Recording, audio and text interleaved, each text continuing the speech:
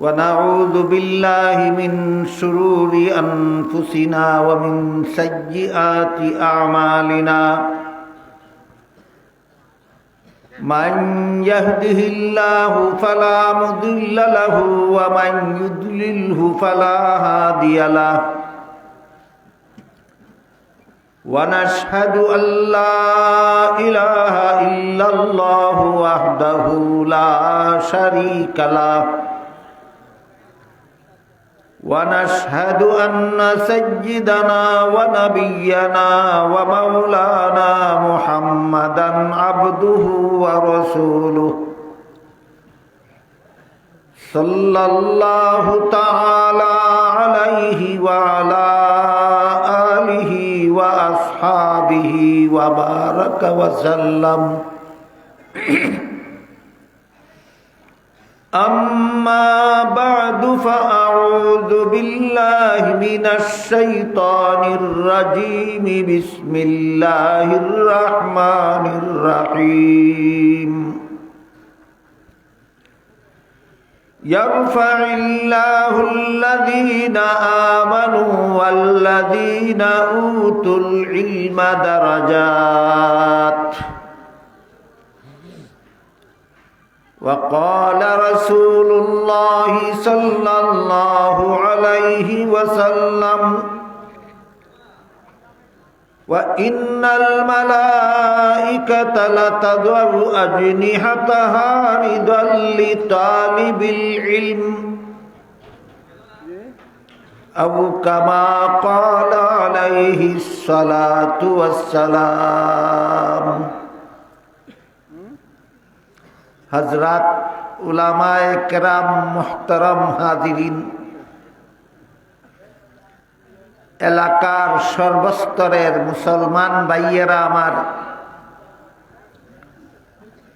আশপাশের বাড়ি ঘরে পর্দার আড়ালে বসা আমার মা ও বোনেরা,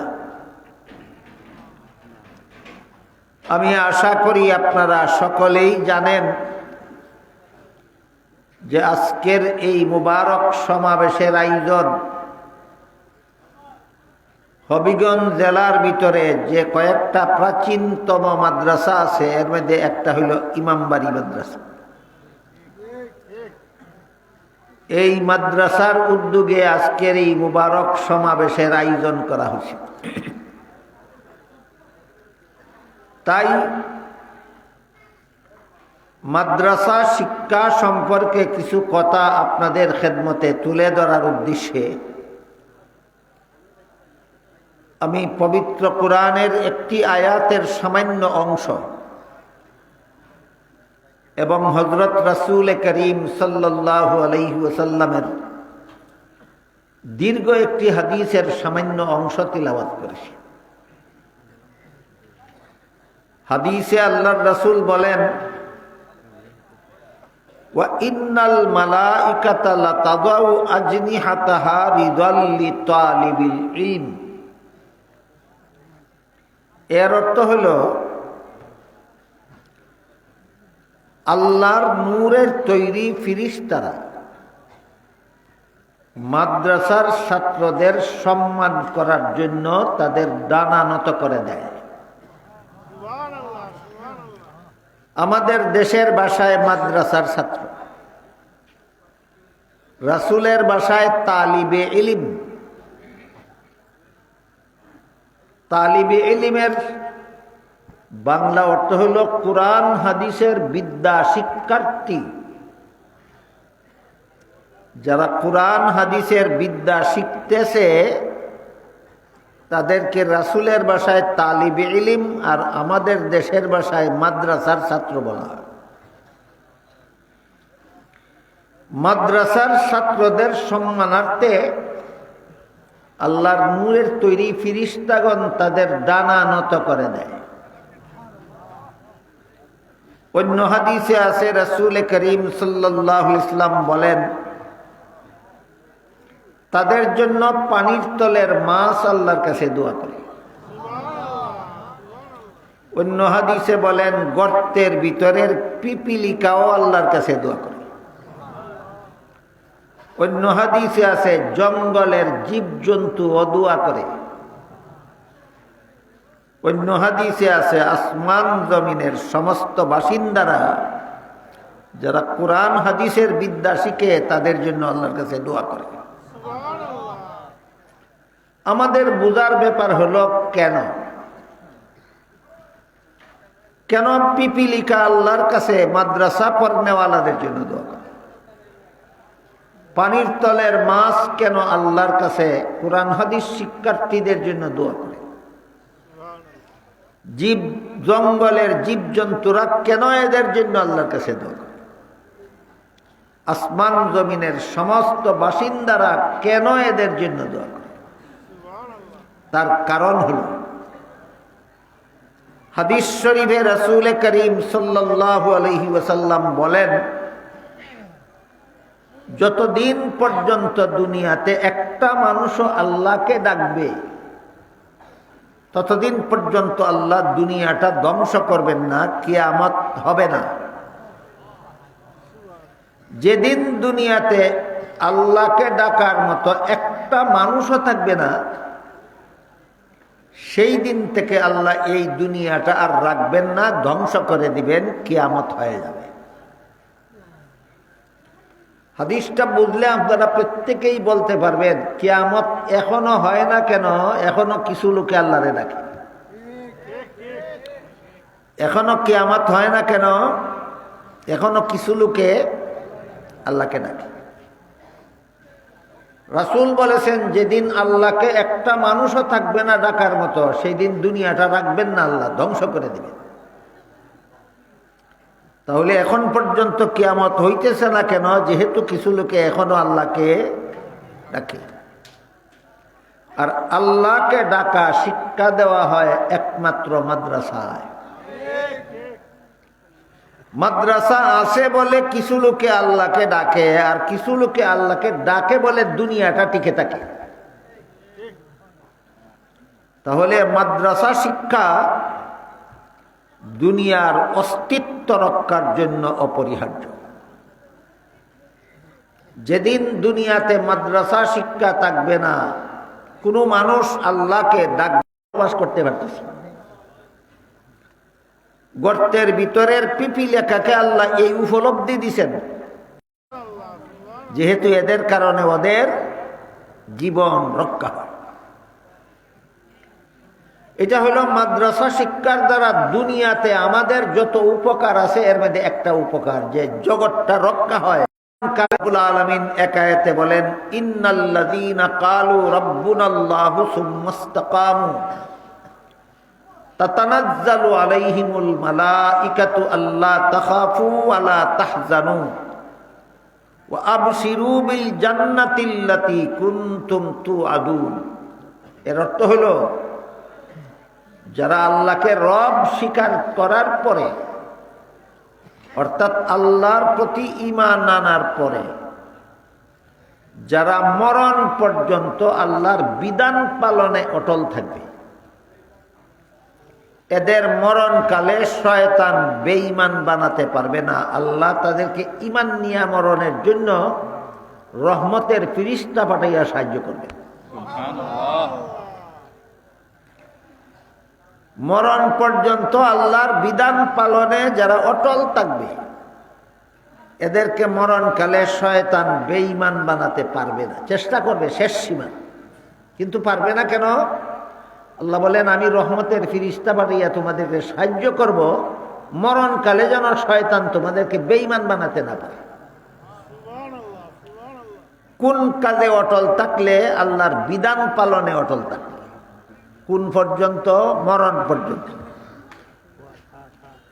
আর আল্লাহর বিধান শিক্ষা দেওয়া হয় একমাত্র মাদ্রাসায়। কই? আল্লাহর বিধান শিক্ষা দেওয়া হয় মাদ্রাসায়।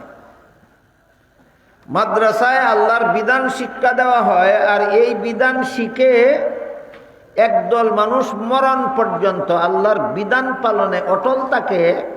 এই জন্য আল্লাহ এদেরকে ঈমান নিয়া মরণের জন্য রহমতের ফিরিস্তা পাঠিয়ে তাদেরকে সাহায্য করে। এই হলো মরণকালে মাদ্রাসা শিক্ষার দ্বারা আমাদের উপকার।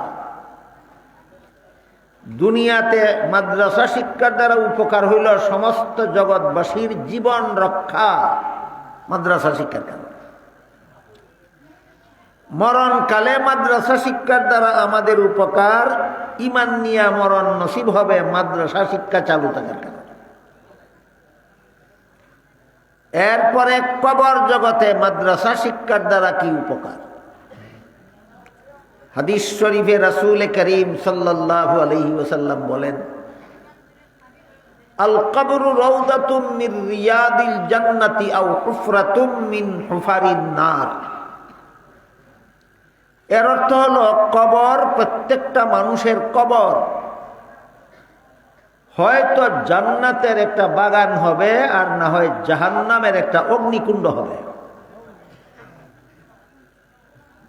কার কার কবরটা জান্নাতের বাগান হবে অন্য হাদিসে রাসূল বিবরণ দিয়া বলেন, কবরে দাফন করার পর মুনকার নাকির ফেরেশতা তাকে বসাবে। সে দেখবে তাকে জীবিত করা হয়েছে, তাকে তুলে বসানো হয়েছে। তিনটা প্রশ্ন করবে। এক নম্বর প্রশ্ন করবে, মার রাব্বুকা, তোমার রব কে? দুই নম্বর প্রশ্ন করবে, মা দীনুকা, তোমার ধর্ম কি? তিন নম্বর প্রশ্ন করবে, মান হাযার রাজুলুল্লাযী বুইসা ফীকুম ওয়া ইউকালু লাহু মুহাম্মদ। মুহাম্মদ নামক যে ব্যক্তিকে তোমাদের হেদায়েতের জন্য পাঠানো হয়েছিল তার ব্যাপারে তোমার মতামত কি? কত প্রশ্ন? তিন প্রশ্ন। রাসূল বলেন, প্রথম প্রশ্নের জবাবে যারা বলবে রব আমার আল্লাহ, দ্বিতীয় প্রশ্নের জবাবে যারা বলবে ধর্ম আমার ইসলাম, তৃতীয় প্রশ্নের জবাবে যারা বলবে হযরত মুহাম্মদ সাল্লাল্লাহু আলাইহি ওয়াসাল্লাম আল্লাহর রাসূল, এদের জন্য কবর হবে জান্নাতের একটা বাগান। কিন্তু আল্লাহ আমার রব, ধর্ম আমার ইসলাম, মুহাম্মদ সাল্লাল্লাহু আলাইহি ওয়াসাল্লাম আল্লাহর রাসূল, এই তিন জবাব দিতে পারবে কারা? ইসলামের বিধান জীবনভর পালন করে যারা, আল্লাহর হুকুম মেনে জীবনযাপন করে যারা, নবীর তরিকা মতো জীবনযাপন করে যারা। আমি যদি আল্লাহর হুকুম মতো জীবনযাপন করি, নবীর তরিকা মতো জীবনযাপন করি, ইসলামের বিধিবিধান পালনের ভিতর দিয়ে জীবনযাপন করি, তবেই কবরে আমি তিন প্রশ্নের জবাব দেওয়ার সৌভাগ্য হবে। আর আল্লাহর হুকুম মতো জীবনযাপন করা, নবীর তরিকা মতো জীবনযাপন করা, ইসলামের বিধিবিধান মতো জীবনযাপন করা একমাত্র মাদ্রাসায় শিক্ষা দেওয়া হয়। কাজেই মাদ্রাসা শিক্ষার দ্বারা কবর জগতে জাহান্নামের শাস্তি থেকে রক্ষা, দুনিয়াতে মাদ্রাসা শিক্ষার দ্বারা জগৎবাসীর জীবন রক্ষা, মরণকালে মাদ্রাসা শিক্ষার কারণে মুমিনের ঈমান রক্ষা, কবরে মাদ্রাসা শিক্ষার অবদানে কবরে জাহান্নামের ভয়ঙ্কর শাস্তি থেকে রক্ষা। রাসূল বলেন, পক্ষান্তরে যাদেরকে কবরে মুনকার নাকির ফেরেশতা জিজ্ঞাসা করবেন, মার রাব্বুকা, তোমার রব কে? জবাব দিবে, লা আদরি, আমি জানি না। মুনকার নাকির যখন জিজ্ঞাসা করবে, তোমার ধর্ম কি? জবাব দিবে, লা আদরি, আমি জানি না। তৃতীয় প্রশ্ন যখন মুনকার নাকির করবে, মুহাম্মাদুর রাসূলুল্লাহ সম্পর্কে তোমার মতামত কি? জবাব দিবে, লা আদরি, আমি চিনি না। এরকম জবাব কে দিবে? মুনকার নাকির ফেরেশতা যখন দাফন করার পরে মুর্দাকে সওয়াল জবাব করবে, মুর্দা দেখবে তাকে জীবিত করা হয়েছে, তারে বসানো হয়েছে। যেমন ভাবে আমরা নিজেদের কামরার ভিতরে রাত্রে ঘুমাই, ঘুম থেকে জাগার পরে কামরার ভিতরে আমার শরীরটা লাশের মতো পড়ে থাকে, মরা লাশের মতো, লড়ে চড়ে না। ঘুমন্ত অবস্থায় শরীরে নড়াচড়া নাই, চোখে দেখে না, কানে শুনে না, মুখে কথা বলে না, মরার মতো ফিরে থাকে। কিন্তু স্বপ্নে দেখে সে মক্কা শরীফ গেছে, আল্লাহর ঘরের তোয়াব জিয়ারত করতেছে, লাব্বাইক আল্লাহুম্মা লাব্বাইক কইতাছে। স্বপ্নে যে দেখে নিজেরে নিজে ঘুমন্ত দেখে না জাগ্রত দেখে? স্বপ্ন দেখে সময়, বাস্তবে তো ঘুমন্ত, কিন্তু দেখে কি ঘুমন্ত না দেখে আমি জাগ্রত? হ্যাঁ, ঘুমন্ত মানুষটা একটা সীমিত কামরার ভিতরে মরা লাশের মতো হইরা থাকে, ঘুমন্ত আপনি দেখেন, কিন্তু সে দেখে আমি ঘুমন্ত না, আমি বাংলাদেশ থেকে মক্কা শরীফ আইছি, আমি আল্লাহর ঘর তোয়াব করতেছি, আমি লাব্বাইক আল্লাহুম্মা লাব্বাইক বলতেছি। ঠিক এরকম কবরে মুর্দাকে দাফন করলে পরে কেউ যদি সুরঙ্গ দিয়া কবরের দিকে তাকাইয়া থাকে, সে দেখবে লাশের মতো ফিরে রয়েছে, কিন্তু রসুল বলেন ওই লোকে দেখবে তারে জীবিত কইরা বসানো হয়েছে, বসাইয়া তাকে প্রশ্ন করা হইতেছে, মার রব্বুকা মা দীনুকা মান হাজার। ঘুমন্ত ব্যক্তিরে অন্য লোকে দেখে ঘুমাইয়া রয়েছে মরা লাশের মতো, কিন্তু সে নিজে দেখে সারা দুনিয়া ভ্রমণ করতেছে। ঠিক তেমনি ভাবে দাফন করার পরে দুনিয়ার মানুষ যদি কবরের ভিতরে তাকায় দেখবে মরা লাশের মতো ফিরে রয়েছে, কিন্তু সে দেখবে আমাকে জীবিত করে বসানো হয়েছে এবং আমাকে প্রশ্ন করা হচ্ছে। এই বিষয়টা বুঝতে অনেকের জটলা লেগে থাকে, ক্লিয়ারলি বুঝে না। এই জন্য এই বিষয়টা একটু ক্লিয়ার করে পেয়ে দিলাম।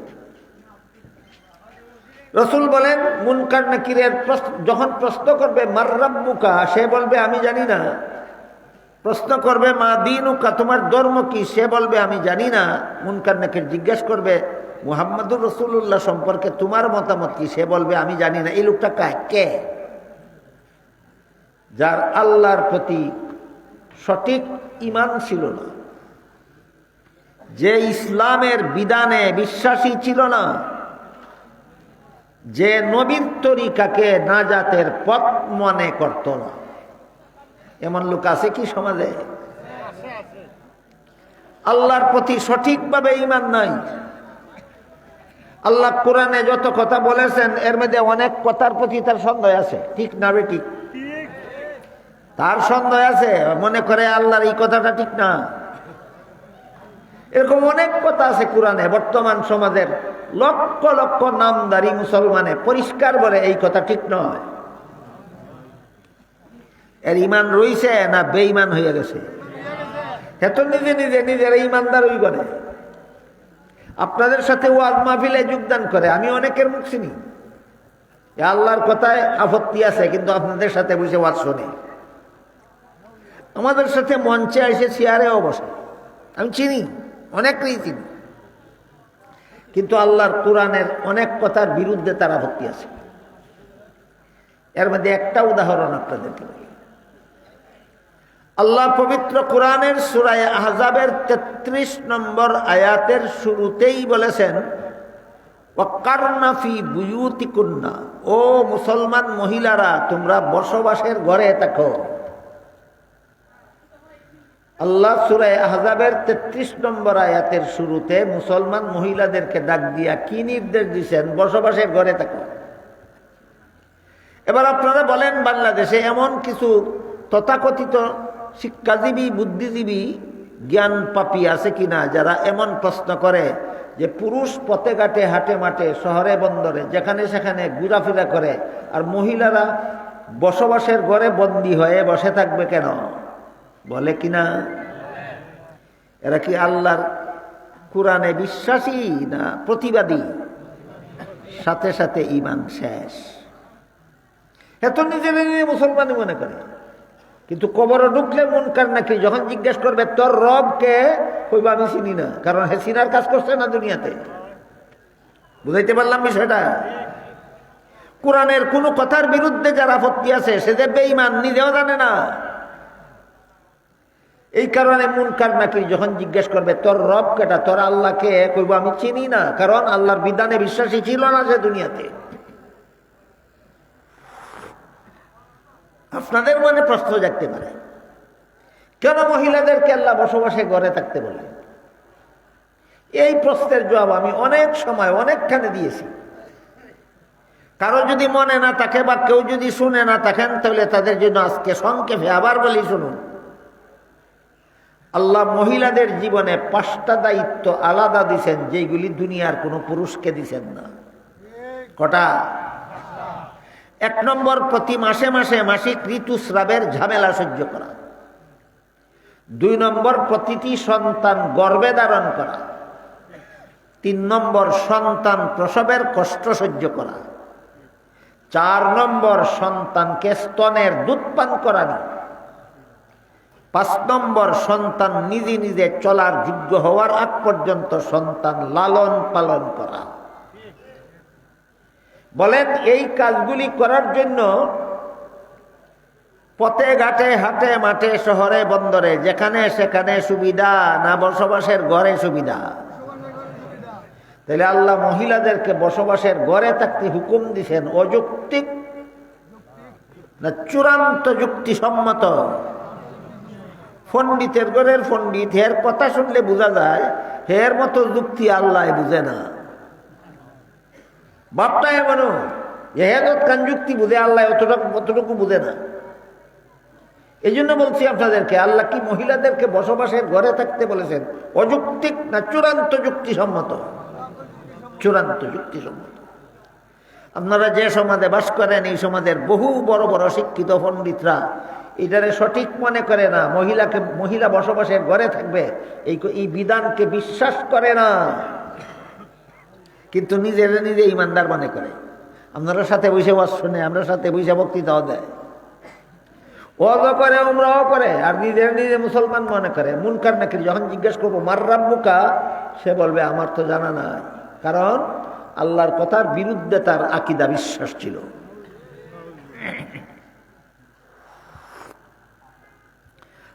এত ওয়াজ শুনে সারা জীবন ভর যা মুনকার নাকিরে প্রথম প্রশ্নটাই করবে তোমার রবকে, এরপরও জানি না বলার কারণ কি?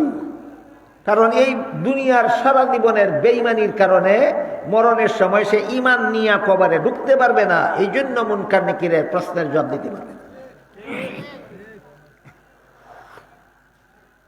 এটা ইসলামের বিধান, আল্লাহর আইন। মুসলমান মহিলা বসবাসের ঘরে থাকবে। ইসলামের বিধান যেহেতু মানতে রাজি না, এই জন্য মুনকার নাকির যখন জিজ্ঞেস করবে তোমার ধর্ম কি, সে বলতে পারবে না, বলবে আমি জানি না আমার ধর্ম কি।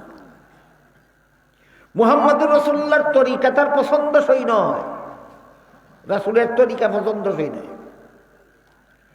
অনেক মুসলমান, লক্ষ লক্ষ নয়, কোটি কোটি মুসলমান আমাদের সমাজে, আমাদের দেশে বাস করে, যারা নামাজ রোজা ইবাদত বন্দেগীর বেলায় নবীর তরিকা পছন্দ করে না, মন গড়া যুক্তি দিয়া করে।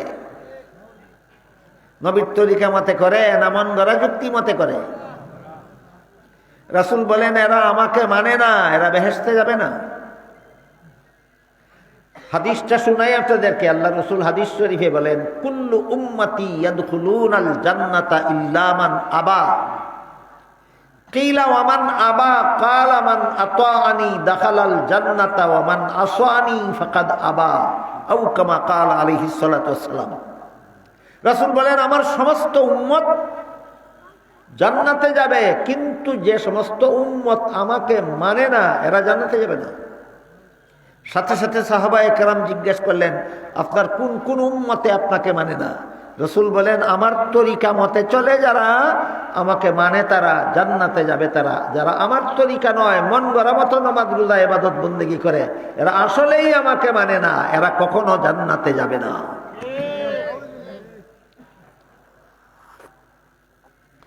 এই মন গড়া মতো নামাজ রোজা ইবাদত বন্দেগী করার একটা আলাদা নাম আছে। রাসূল ইবনে হাদিসে নামটা বলে দিয়েছেন, সেটা হইল আল্লাহ রাসূল বলেন ইয়্যাকুম ওয়া মুহদাসাতিল উমুর ফাইন্না কুল্লা মুহদাসাতিন বিদআতুন ওয়া কুল্লা বিদআতিন দালালাহ ওয়া কুল্লা দালালাতিন ফিন্নার, আও কামা ক্বালা আলাইহিস সালাতু ওয়াসসালাম।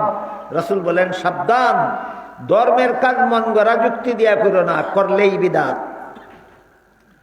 ধর্মের কাজ যদি নবীর তরিকা মতে করো এটার নাম হইল সুন্নত, আর ধর্মের কাজ যদি মন গড়া মতে করো এটার নাম হই বিদআত। নবীর তরিকা পছন্দ হয়েছে না, মন গড়া তরিকা মতো নামাজ পড়ছে, মন গড়া তরিকা মতো রোজা রাখছে, মন গড়া তরিকা মতো ঈদ করছে, মন গড়া তরিকা মতো দুরূদ শরীফ পড়ছে। দুরূদ শরীফ মন গড়া পড়ে না আজকে? আজানের আগে যে দুরূদটা পড়া হয় এটা নবীর তরিকার দুরূদ নয়, এটা মন গড়া দুরূদ।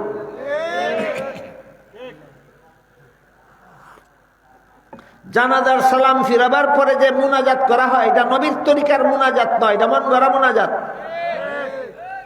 আজানের আগের দুরূদ বিদাত, জানাজার পরের দোয়া বিদাত। খালি ঠিক ঠিক করলে তো না, কেন বিদাত বুঝতে হবে আপনাদের। বলেন আজানের আগের দুরূদ বিদাত কেন? নবীর তরিকায় নাই, এমন গড়া যুক্তি দিয়া পড়ে। জানাজার পরের মুনাজাত বিদাত কেন? এই মুনাজাত নবীর তরিকায় নাই, মন গড়া যুক্তি দিয়া পড়ে। এই সমস্ত ধর্মের কাজের নাম হইল বিদাত। নবীর তরিকা পছন্দ না, হ্যাঁ মন গড়া যুক্তি দিয়া চলে। যখন মুনকার নাকি জিজ্ঞেস করবো মুহাম্মদুর রাসূলুল্লাহ সম্পর্কে তোর মতামত কি, খুব আমি চিনি না, কারণ নবীর তরিকা মতো তো ইবাদত করছে না।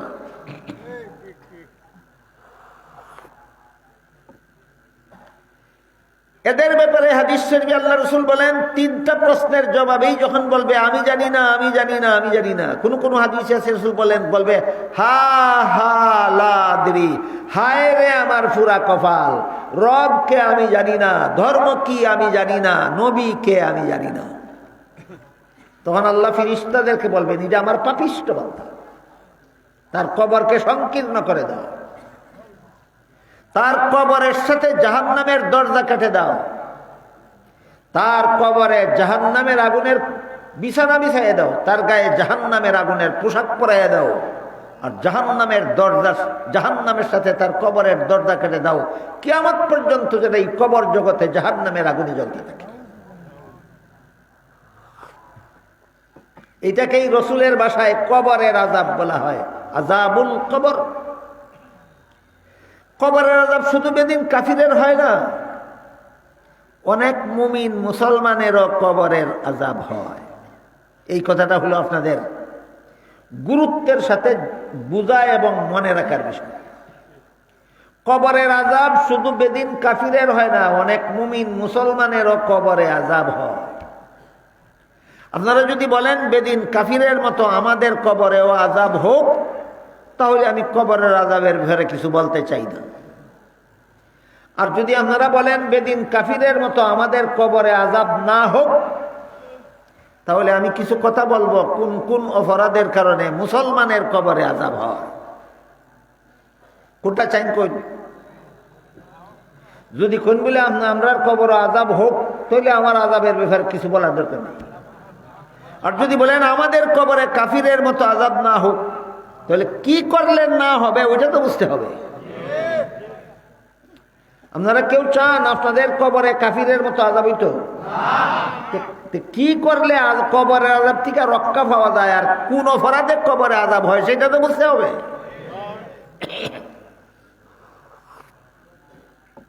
হযরত মুসা আলাইহিস সালাম, এর তাফসীরে কবিরে উল্লেখ আছে হযরত মুসা আলাইহিস সালামের একটা ঘটনা। হযরত মুসা আলাইহিস সালাম ফেরাউনের দেশের নবী ছিলেন। দেশের নাম ছিল মিশর। ফেরাউন ছিল সেই দেশের রাজা, 400 বছরের রাজা। ফেরাউন মিশরে রাজত্ব করেছিল 400 বছর। 400 বছরের ভিতরে তার জীবন, তার কোনোদিন সর্দি হয়েছে না, কোনোদিন মাথা ব্যথা হয়েছে না, কোনোদিন গায়ে জ্বর আইছে না। 400 বছরের চিরসুস্থ রাজা ছিল ফেরাউন। ফেরাউন শেষ পর্যন্ত খোদা দাবি করেছিল, কিন্তু খোদা দাবি করার আগে তার বাড়ির গেইটের মধ্যে খুদাই কইরা বিসমিল্লাহ লেখে রেখেছিল। খোদা দাবি করার আগে তার বাড়ির গেইটে কি লিখে রাখছিল? খুদাই কইরা, যাতে মিটে না কোনো সময়। এরপরে যখন খোদা হওয়ার দাবি করলো, আর কুফুরি, বেঈমানি, শিরিকি সব যত রকমের অপরাধ, খুন খারাপি ইত্যাদি যখন করা শুরু করলো, হযরত মুসা আলাইহিস সালাম একদিন আল্লাহরে কইলেন, আল্লাহ, এত বড় জঘন্যতম বেঈমান তোমার শত্রুটারে গজবের হাতে ধরো না কেন? যেমন ভাবে আপনারা অনেক সময় জালিমের জুলুম সহ্য করতে করতে করতে করতে আর সহ্য করতে না ভাইরা বলেন আল্লাহ ধরে না কেন? আজকে শুনলেন আল্লাহ ধরে না কেন? মুসা নবী সরাসরি আল্লাহকে জিজ্ঞেস করলেন, আল্লাহ এর ধরে না কেন? আল্লাহ মুসা ইসলামকে বলেন, ও মুসা একটু ধৈর্য ধর, আবার না ধরার একটা কারণ আছে। কি কারণ? খুদা হওয়ার দাবি করার আগে গেইটো যে খুদাই খুঁড়া বিসমিল্লাহ লিখতে রাখছিল, লেখাটা এখনো মিটছে না। ওই লেখাটা এখনো আছে, এই জন্য আমি এখনো ধরি না। বুঝাইছি না কথাটা? না যে ফেরাউন রে যদি আল্লাহ গজবে রাতে ধরতে 400 বছর লাগলো, তো এরপরে সেমি ফেরাউন যারা আছে এরা ধরতে কি কিছু সময় লাগবে না? মানুষের না বুঝার কারণে কামাকা হইটি করে, খালি কয় আল্লাহ ধরে না কেন, ধরে না কেন? আল্লাহর বুঝ আছে, ধরে না কেন?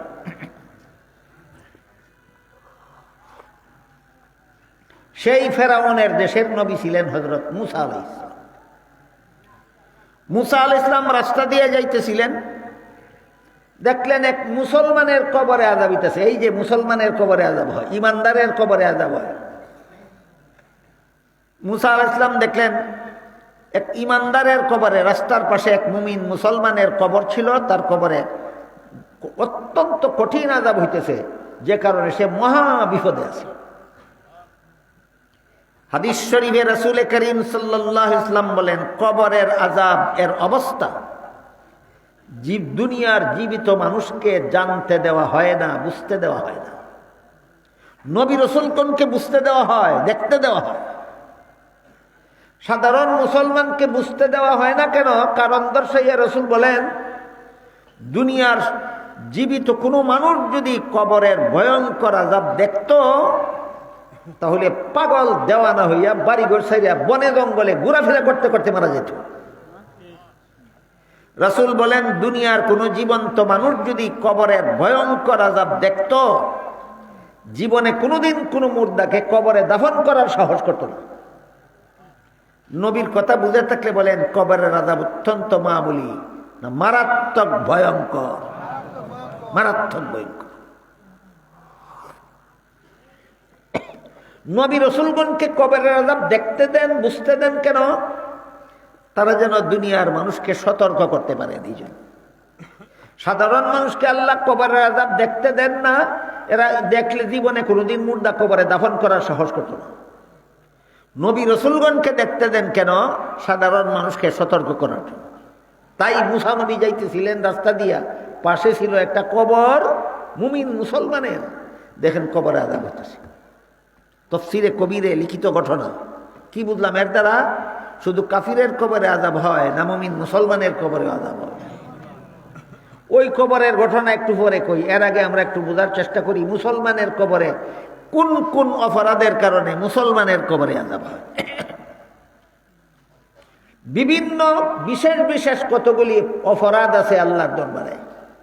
এই অপরাধগুলির কারণে মুমিন মুসলমানের কবরেও আযাব হয়।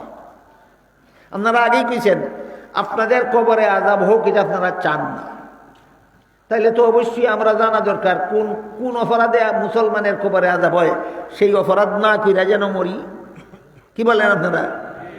যদি চান আপনার কবরে যেন আপনার আযাব না হয়, তাহলে আযাব হওয়ার মতো অপরাধ কইরা মরতে চাই না, না হওয়া অপরাধ না কইরা মরতে চাই? অপরাধগুলি তো চিনতে হবে কোন কোন অপরাধের কারণে মুমিন মুসলমানের কবরে আযাব হয়। এবার এক হাদিসে উল্লেখ আছে, রাসূল করিম সাল্লাল্লাহু আলাইহি ওয়াসাল্লাম বলেন, দুই কবরবাসীর আযাব হইতেছে। রাসূল বলেন, এক কবরবাসীর আযাবের কারণ সে পেশাব করার পরে সতর্কতার সাথে পবিত্র হইত না।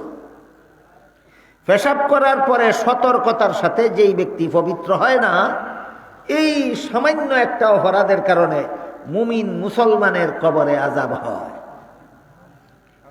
পেশাবের পরে সতর্কতার সাথে পবিত্র হওয়ার মর্ম কি? মর্ম হইল,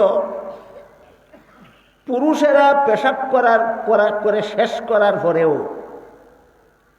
1-2 মিনিট সামান্য কিছু পেশাব চুষে, এটা শুধু চেক করলে ধরা পড়ে, তদন্ত করলে ধরা পড়ে, তদন্ত না করলে টেরও হয় না। পুরুষের বেলায় এই নিয়ম, মহিলাদের ব্যাপারে বেলায় এই নিয়ম নাই। মহিলারা পেশাব করার সাথে সাথে পানি ব্যবহার করলে এরপরে আর চুষে না।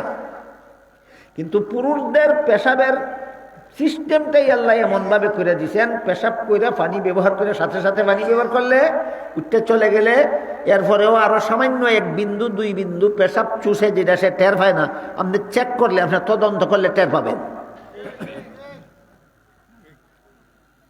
যেমন ধরেন আপনি পেশাব করার পরে সাথে সাথে পানি ব্যবহার করিয়া টিস্যু পেপার দিয়া এই জায়গাটা শুকাইয়া নেন, শুকাইয়া উঠা 20 কদম 30 কদম 40 কদম হাঁটার পরে আবার গিয়া বসেন, বসে চেক করে দেখেন এই জায়গাটা ওই যে টিস্যু দিয়ে মুছে শুকাইয়া নিয়েছিলেন এটা শুকনা পাবেন না, আবার একটু ভিজে গেছে দেখবেন।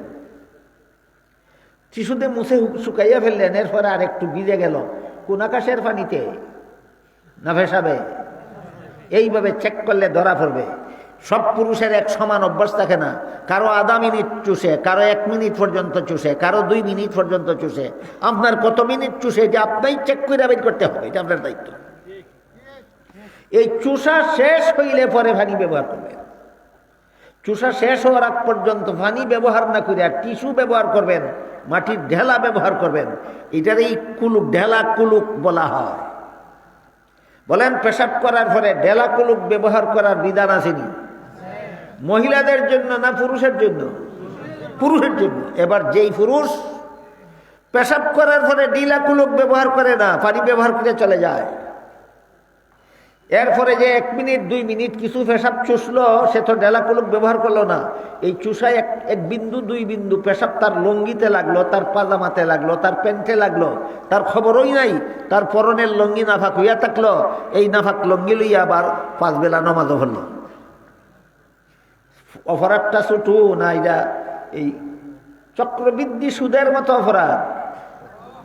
চক্রবৃদ্ধি সুদ বুঝেন না? সুদের লগ্নি নিলে যে পরিমাণ সুদ বাড়লো, এরপরে আবার সুদের সুদ বাড়ে, তারপরে আবার সুদ বাড়ে, তারপরে সুদের সুদ বাড়ে, এটা চক্রবৃদ্ধি সুদ। এই পাপটা হইল চক্রবৃদ্ধি পাপ। আপনি ডিলা ব্যবহার করছেন না, একটা পাপ দেখছেন, এই একটা পাপের কারণে পরবর্তী চুষা পেশাব আপনার লঙ্গিতে লাগলো, হইল আরেকটা পাপ। এই লঙ্গি লইয়া জোহরের নামাজ ফজরের নামাজ হলেন, হইল আরেকটা পাপ। এই লঙ্গি নিয়ে জোহরের নামাজ হলেন, হইল আরেকটা পাপ। এই লঙ্গি নিয়ে আসরের নামাজ হলেন, আরেকটা পাপ। এটা কি সাধারণ পাপ না চক্রবৃদ্ধি পাপ? পেশাব করার পরে যারা সতর্কতার সাথে পবিত্রতা অর্জন করে না, এদের চক্রবৃদ্ধি পাপ হয়। এই কারণে আল্লাহ রাসূল বলেন এদের কবরে আযাব হয়। মুমিন মুসলমানের যত অপরাধের কারণে কবরে আযাব হয়, এর মধ্যে একটা হলো পেশাব থেকে সতর্কতার সাথে পবিত্র না হওয়া। 2 নম্বরে রাসূল করিম সাল্লাল্লাহু আলাইহি ওয়াসাল্লাম বলেন পেশাব থেকে ঠিকভাবেই পবিত্রতা অর্জন করে, নামাজ রোজা ইবাদত বন্দেগীও ঠিক মতেই করে, কিন্তু একজনের কথা আরেকজনের কাছে, আরেকজনের কথা আরেকজনের কাছে, আরেকজনের কথা আরেকজনের কাছে লাগাইয়া গোটা সমাজটারে অশান্তি করে তুলে। আমরা দেশের আঞ্চলিক ভাষা এটাতে কয় কুটনা, আপনারা কি দেখুন? কুটনামি করে, কুটনামি। এর কথা হেরে, এর কথা তারে, তার কথা ওরে। এই সমাজের বিভিন্ন লোকের মধ্যে ভুল বুঝাবুঝির সৃষ্টি করে। এই একটা লোকে ওর কথা তার কাছে, তার কথা ওর কাছে বলার মতো। আল্লাহ রাসূল বলেন এই অপরাধটা যারা করে এটা চক্রবৃদ্ধি গুনাহ। কেমন? তুমি যে লাগাইছো এটাই গুনাহ না, তুমি যে এর কথা তার কাছে লাগাইছো, তার এর বিরুদ্ধে খাইছো, তারপরে তার কথা আরেকজনের কাছে লাগাইছো, তার এর বিরুদ্ধে কাবাইছো, তারা তার বিরুদ্ধে কাবাইছো। এই এতগুলি মানুষ একজন আরেকজনের বিরুদ্ধে ক্ষেপিয়া মারামারি, দ্বন্দ্ব, কোলাহল আর ঝগড়া বিবাদের সৃষ্টি হয়। এই সবগুলি চক্রবৃদ্ধি গুনাহ তোমার আমলনামায় লেখা হয়। বুঝাতে একটা বলেন আমাদের সমাজে এমন মুসলমান আসেনি যাদের কবরে আযাব হওয়ার মতো বদ অভ্যাস আছে? এগুলি অভ্যাসটা থাকলেই আমি কবরের আযাব থেকে রক্ষা পেতে পারি না। বদ অভ্যাসটা তওবা করে ছাড়া দরকার। এই বদ অভ্যাস তওবা করে ছাড়া দরকার। পেশাব থেকে এতদিন যারা সতর্কতার সাথে পবিত্র হয়েছি না, আগামীকাল থেকে যদি পবিত্র হইয়া যাই, আল্লাহ অতীতেরটা মাফ করে দিবেন। এতদিন পর্যন্ত যারা লাগালাগি করছি, কুটনামি করছি, একজনের কথা আরেকজনের কাছে কইছি, এই অপরাধ এতদিন যারা করছি, আগামীকাল থেকে যদি তওবা করে ছেড়ে দেই, আল্লাহ অতীতের গুনাহ মাফ করে দেবেন, কবরে আর আযাব হবে না, আল্লাহ আযাব মাফ করে দেবেন। তিন নম্বর অপরাধ, যে অপরাধের কারণে মুমিন মুসলমানের কবরে আযাব হয়, সেটা হইল ছবি। কি ছবি? ছবি, মানুষের ছবি, জীব জানোয়ারের ছবি। হাদিস শরীফে উল্লেখ আছে, রাসূল করিম সাল্লাল্লাহু আলাইহি ওয়াসাল্লাম বলেন, ছবি তোলা হারাম, ছবি সযত্নে রাখা হারাম, ছবি লটকাইয়া রাখা হারাম। মানুষের ছবি এবং জীব জানোয়ারের ছবি। শোনা মাত্রই একজন সাহাবী বলেন, ওগো আল্লাহর রাসূল, আমি ছবি তুলি আর বিক্রি করি, এতে আমার সংসার চলে, আমার আর সংসার চলে, এবার আর কোনো ব্যবস্থা নাই। তাহলে এই লোকটা কি রঙে ছবি তুলে না ঠেকা বসত? একরকম ঠেকা, সংসার চলে না। সাহাবী বলেন, আমি সংসার চালাই, ছবি তুলি আর বেশি, এই পয়সা দিয়ে সংসার চালাই। আপনাদের বললেন ছবি তোলা হারাম, তাহলে আমি ছবি তোলা ছেড়ে দিলে আমার সংসারটা চলবে কিভাবে? জবাবে রাসূল করিম সাল্লাল্লাহু আলাইহি ওয়াসাল্লাম বলেন, মাত্র দুই প্রকারের ছবি হারাম, হারাম আর সব রকমের ছবি হালাল। মানুষের ছবি হারাম, জীব জানোয়ারের ছবি হারাম, জগতের আর কোনো কিছুর ছবি হারাম না।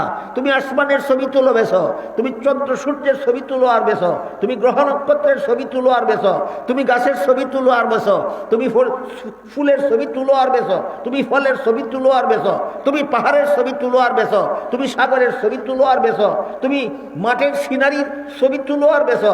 ইচ্ছা মতো সংসার চালাও, সব ছবি হালাল, মাত্র দুইটা ছবি হারাম, একটা মানুষের ছবি, একটা জীব জানোয়ারের ছবি। রাসূল কি বলছেন? দুই ছবি হারাম, দুই ছবি হারাম। এই হারাম যারা মানে না, ঠেকা বসত নয়, শখে ফতে কাটে, যেখানে মানে চাই ফটো তুলে। হাদিসে উল্লেখ আছে, যার ছবি তুলেছিল তার আকৃতি ধারণ করে ফিরিস্তায় কবর তারে ধরব। বাপের ছবি তুললে লটকাইছ, তোমার বাপের সুরত দিরা ফিরিস্তায় ধরব তারে কবর। খালি ঢুকে দেখ। কুত্তার ছবি তুললে বড় লটকাই দিছ, ফিরিস্তায় কুত্তার নমুনা দুইটা তোরে ধরতে অপেক্ষা করতেছে তোর কবর। আর একদিনের ঘটনা, হযরত জিবরিল ফিরিস্তা রাসূলের কাছে ওহী নিয়ে আসছেন। অন্যদিন ওহী নিয়ে আসলে ঘরের ভিতরে নবীর কাছে যান, এই দিন ওহী নিয়ে নবীর ঘরের বাইরে দাঁড়িয়ে রয়েছে। নবী জিজ্ঞেস করেন, ও জিবরিল, যতদিন ওহী নিয়ে আসো ঘরের ভিতরে আমার কাছে আসো, আজকে বাইরে দাঁড়ায় রইলা কেন? জিবরিল বলেন, ওগো আল্লাহর রাসূল, আজকে যে ওহী নিয়ে আসছি, এই ওহী আমাকে আপনার ঘরে ঢুকতে দেয় না। নবী জিজ্ঞেস করেন, আজকে কি ওহী নিয়ে আসছো যে ওহী তোমারে আমার ঘরে ঢুকতে দেয় না? জিবরিল বলেন, এই যে আপনার ঘরে আইয়া দেখলাম একটা ময়ূরের ছবি ছাপা একটা চাদর লটকে রাখছেন। ময়ূরের ছবি ছাপা একটা চাদর আপনার ঘরে আপনি লটকে রাখছেন, আর আজকের ওহী যেটা নিয়ে আসছি এটা হলো ছবি লটকানি হারাম। যার ঘরে ছবি লটকানো থাকবে তার ঘরে কোনো রহমতের ফিরিস্তা যেন প্রবেশ করে না। এই ওহী নিয়ে আসছি আজকে, আইয়া দেখি নবীর ঘরে ছবি লটকাই। কাজে আজকের ওহী আমারে আপনার ঘরে ঢুকতে দেয় না। নবী বলেন, ও জিবরিল, ময়ূরের ছবি ছাপা চাদরটা আমি গতকাল কিনছি বাজার থেকে, আর ছবি লটকানি হারাম, ওহী লইয়া আইছো আজকে। বুঝুন বেলা কি হারাম হওয়ার পরের দিন নবী ছবি ছাপা চাদর কিনছিলেন না হারাম হওয়ার আগের দিন? হ্যাঁ, গতকাল চাদর কিনছি ময়ূরের ছবি ছাপা, সেই দিন হারাম ছিল না। আজকে তুমি ওহী লইয়া আইছো, ছবি লটকানি হারাম। গতকাল যে আমি হারাম ছিল না চাদরটা কিনলাম, এই চাদরটা আমি এখন কি করব? জিবরিল নবীর ঘরের বাইরে দাঁড়াইয়া থেকে বলেন, চাদরটা এমনভাবে সিরা টুকরা টুকরা করুন, যেভাবে সিরা টুকরা টুকরা করলে প্রত্যেকটা ছবির কেল্লা যায় এক টুকরায় আর শরীর যায় আর এক টুকরায়। জিবরিলের কথা মতো নবী নিজের পয়সার কিনা চাদরটা এমনভাবে সিরা টুকরা টুকরা করলেন যে প্রত্যেকটা ছবির কেল্লা গেল এক টুকরায় আর শরীর গেল আরেক টুকরায়। তখন জিবরিল নবীর ঘরে ঢুকে বললেন, আজকের থেকে কিয়ামত পর্যন্ত আপনার যে উম্মতের ঘরে কোনো মানুষের ছবি অথবা কোনো জীবজন্তুর ছবি লটকানো থাকবে, আমি এবং আমার অধীনস্থ কোনো রহমতের ফিরিস্তা তার ঘরে প্রবেশ করবে না। এই ছবি হইল সেই অপরাধ, যে অপরাধের কারণে কবরে আযাব হবে। যে ফিরিস্তা আযাব দিব বলেন কার নমুনা দুইয়া? যার ছবি তুলছে তার নমুনা দুইয়া। বাপের ছবি তুলছ, তোমার বাপের নমুনা দুইরা কবর ফিরিস্তায় আযাব দিব। ছেলের ছবি তুলছ, তোমার ছেলের নমুনা দুইরা ফিরিস্তায় তোমারে ধরব। তোমার বিবির ছবি তুলছ, বিবির নমুনা দুইটা ফিরিস্তায় তোমার কবরে ধরব। বিড়ালের ছবি তুলছ, বিড়ালের নমুনা দুইটা ফিরিস্তায় ধরব তোমার কবরে। কুত্তার ছবি তুলছ, কুত্তার নমুনা দুইটা ফিরিস্তায় তোরে কবরে ধরব। গিয়া দুঃখে দেখ। বুঝে থাকলে বলেন তো, এই গুনার থেকে বর্তমান সমাজে কজন, এই অপরাধ থেকে বর্তমান সমাজে কজন মুসলমান নিরাপদ? সাধারণ মুসলমান তো সাধারণ মুসলমান। স্কুল কলেজের ছাত্র শিক্ষক তো স্কুল কলেজের ছাত্র শিক্ষক। সাধারণ মুসলমানেও কোনোদিন হাদিস কোরআন ফুইরা শিখে না। স্কুল কলেজের ছাত্র শিক্ষকেও কোনোদিন হাদিস কোরআন ফুইরা শিখে না। কিন্তু মাদ্রাসার ছাত্র এবং আলেমগণ এরা তো হাদিস কোরআন ফুইরা শিখে। ছবি হারাম, ছবি হারাম, ছবি হারাম। এই জন্য বর্তমানে আমার পাবলিকের ছবি তুললে এত দুঃখ লাগে না। স্কুলের ছাত্ররা ছবি তুললে আমার এত দুঃখ লাগে না। কলেজ ভার্সিটির ছাত্র শিক্ষকের ছবি তুললে আমার এতটা দুঃখ লাগে না যতটা দুঃখ লাগে কোনো মাদ্রাসার মাহফিলে গিয়া যখন দেখি মাদ্রাসার ছাত্ররাও ফতেঘাটে ছবি তুলে। এই ছাত্ররা যারা পাগড়িদারি জুব্বাদারি যে সব উস্তাদে পড়ায়, পাগড়ি বেন্দা লম্বা জুব্বা লাগাইয়া গেইটো দাঁড়াইয়া ছবি তুলে।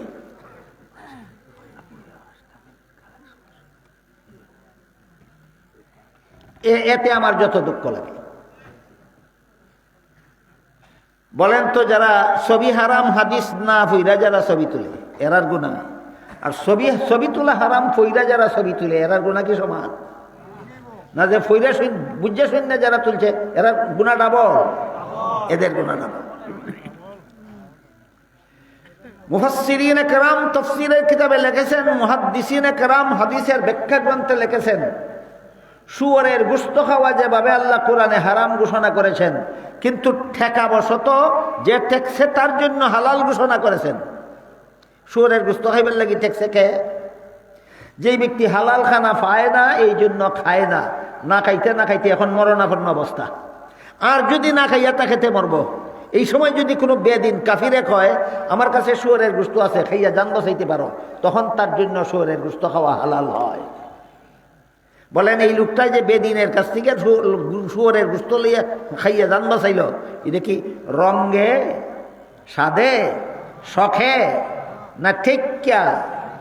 ঠিক তেমনি ভাবে ঠেক্কা যদি কেউ ছবি তুলে তার ছবি তোলা হালাল হয়। যেমন আপনি হজে যাবেন, পাসপোর্ট ছাড়া বাংলাদেশ ছাড়তে পারবেন? পাসপোর্ট ছাড়া বাংলাদেশ থেকে বেরিয়ে পারবেন? পাসপোর্ট ছবি ছাড়া হবে? হবে না।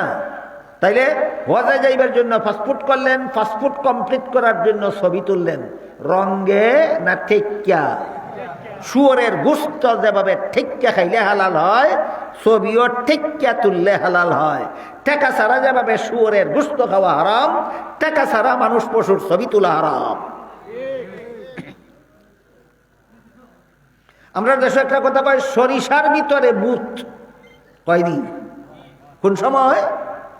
যার দ্বারা সংশোধন হওয়ার কথা ছিল সেই যদি অপরাধ করে, এটারে কয় সরিষার ভিতরের ভূত।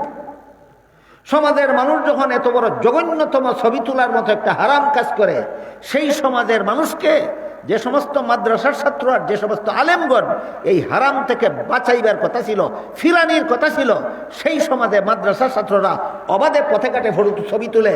মাদ্রাসা পড়ানেওয়ালা অনেক বড় বড় জুব্বাদারি ফাগরিদারি উস্তাদেরা ফাগরি বান্ধে জুব্বা লাগে লম্বা দিলে বেহায়ার বেহায়া রাস্তাঘাটে দাঁড়াইয়া ছবি তুলে। এরা আমি কই সরিষার ভিতরের ভূত। যেসব মাদ্রাসার ছাত্ররা পথেঘাটে ছবি তুলে, সরিষার ভিতরের ভূত।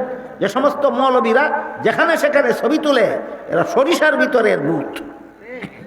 সাধারণ মানুষের ছবি তোলায় যে পরিমাণ শাস্তি, এই সমস্ত ভূতের শাস্তি ডাবল হবে, ডাবল। আমার কথা ছিল এটা না, আমার কথা ছিল যার ছবি তুলব তার নমুনা দুইটা কবরা ফিরিস্তায় ধরবো। তাইলে ছবি তোলাটাও এমন একটা অপরাধ যে কারণে মুমিন মুসলমানের কবরে আযাব হয়। এইটা ছিল আমার আসল কথা, বুঝলেন? ঠেকাবশত ছাড়া কোনো মানুষের ছবি তোলা, ঠেকাবশত ছাড়া কোনো জীবজন্তুর ছবি তোলা এত জঘন্যতম অপরাধ, যে অপরাধের কারণে মুমিন মুসলমানের কবরেও ভয়ঙ্কর আযাব হয়। এরপরে শুনেন মুসা নবীর ঘটনা। মুসা আলাইহিস সালাম রাস্তা দিয়ে যাইতেছিলেন, দেখলেন কবরের রাস্তার পাশে এক মুসলমানের কবরে আযাব হইতেছে, মহা বিপদে আছে সে। তারপরে তিনি তার কাছে চলে গেলেন। বাকি গণনা শুনে যাবেন নাকি? না শুনে যাবেন, এই কয়েক মিনিটে আমি বাকি গণনা শেষ করে দেব। না, এত লম্বা করতাম না, আমি কয়েক মিনিটে, খুব জরুরি, অনেক অনেক মজার কথা আছে শেষে। আমি কয়েক মিনিটে ইনশাল্লাহ ঘটনা শেষ করে দেবো, যদি আপনারা আমার 1-2টা মিনিট একটু রেস্ট করতে দেন। বসা থাকবেন তো? আমি 1-2টা মিনিট আপনার কাছে 1-2 মিনিটের ছুটি নিলাম, আমার একটু রেস্ট করতে দিন। একটু গরম চা থাকলে কেউ আমাদের দিন।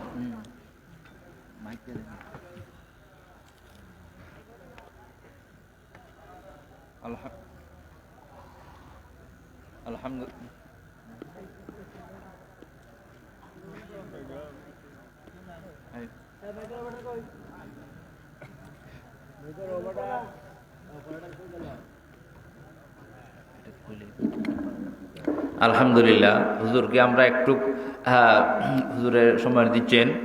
তো আপনাদের এই প্রিয় প্রতিষ্ঠান জামিয়া ইসলামিয়া রাবিয়া ইমামবাড়ি মাদ্রাসার সাথে হুজুরের যে গভীর সম্পর্ক, এটা কি থাকতো না ভাঙ্গি দিত কি? তাহলে হুজুরের যে মনের চাহিদা, যে আমি আসলাম, হুজুরের ইচ্ছা হইল যে আমার দ্বারা যেন মাদ্রাসার কিছু ফায়দা হয়। তো আপনারা যদি হুজুরের সামনে যেভাবে প্রত্যেক বছর আপনারা মন খুলে মাদ্রাসার জন্য সামর্থ্য অনুযায়ী দান করেন, এবছরও যদি আপনারা এইভাবে আপনি হুজুরের সামনে বলেন, ইনশাআল্লাহ হুজুরে দোয়া করবেন। মাশাআল্লাহ, মতরাপুরের হাজি আব্দুর রব সাহেব 5,000 টাকা দেবেন। আল্লাহ তাআলা ওনার দানকে কবুল ও মঞ্জুর ফরমাও, দুনিয়া আখিরাতের বালাই নসিব ফরমাও, আমিন ইয়া রাব্বাল আলামিন। টিপু সুলতান শ্রীমতপুর, তিনি 2,000 টাকা দেবেন। মাশাআল্লাহ, আল্লাহ 500 টাকা নগদ। আল্লাহ তাআলা ওনার দানকে কবুল ও মঞ্জুর ফরমাও, দুনিয়া আখিরাতে বালাই নসিব ফরমাও, আমিন ইয়া রাব্বাল আলামিন। মেহেরবানি করে একটু আপনারা সবাই আমার সাথে আমিন বলবেন। আমিন। দুলিয়া শেখ সাবুদুরের ছেলে জনাব হাবিবুর রহমান সাহেব 10,000 টাকা দিয়েছেন মাদ্রাসার জন্য। সবাই বলেন মারহাবা। আল্লাহ তাআলা শেখ সাবুদুরের কবরকে জান্নাতুল ফিরদাউসের টুকরা বানিয়ে দিন। হযরতের আলো আওলাদে বরকত দান করেন। জনাব মুজিবুর রহমান সাহেব নগদ 1,000 টাকা দান করেছেন। আল্লাহ তাআলা ওনার দানকে কবুল ও মঞ্জুর ফরমাও। মাত্র 2-4 মিনিটের বাকি ঘটনা শেষ করবা।